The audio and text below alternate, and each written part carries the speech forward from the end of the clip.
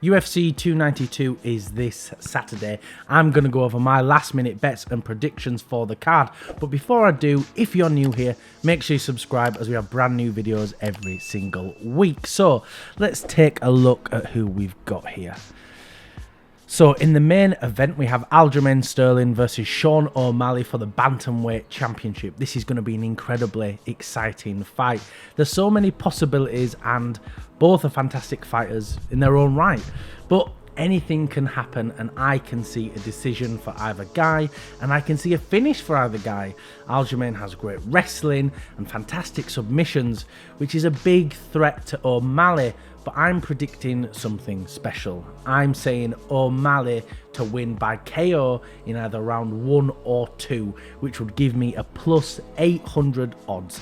O'Malley has had almost a year to prepare for this fight, and I think we're actually going to see quite a different fighter to what we saw when he fought Petr Yan. But I could be wrong and Aljamain could tap him straight away. But that's what makes this fight so exciting.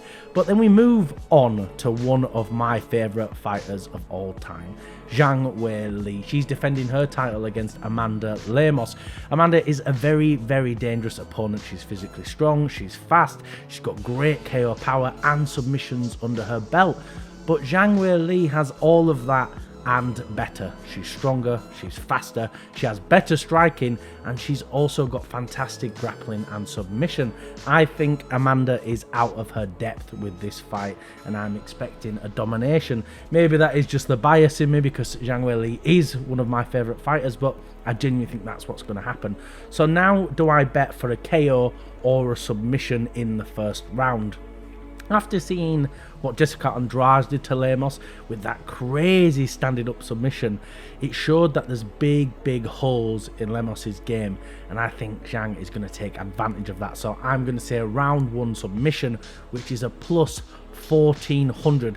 But if you just go for a first round finish just to be safe, it's a plus 400. But either way, this is going to be done in one. But then we have a last minute replacement, Magny, stepping up to fight Garry on just over 1 week's notice, which is very risky for anyone, but it's also risky for Garry. Don't forget, he's been preparing for a very different opponent and a different fighting style, but I feel like we know what Magny's plan is. He's not going to want to stand with Garry. He's going to be focused on pushing him up against the fence and just try to get a decision, and if Garry can't get him off, we're going to be in for a very boring 3-round decision. But I think is going to catch him at some point, maybe come off the clinch with a big elbow or something like that. So Garry to win by KO is only plus 120, but at least it's something. These odds will drastically move up if you're willing to commit to a round. So let's see who's next. Yeah, Mario Bautista versus Damon Blackshear, a last minute replacement. Mario was supposed to fight Cody Garbrandt, which would have been a super big fight and a big name for Mario to get a win over, but I can't lie and pretend I know much about either guy. Damon only fought last week, but he got a crazy twister submission, but I don't favour people who are fighting so soon. It often turns out quite bad, but I'm not confident for a pick in this fight at all. But just Mario to win outright would be a minus 225, but it's probably not even worth a dabble. So let's move on to the opening fight. We have Pedro Munhoz versus Marlon Chito Vera. This could be a fun fight, and if Chito just puts his foot on the gas, he could easily get the win here, but he's a notoriously slow starter.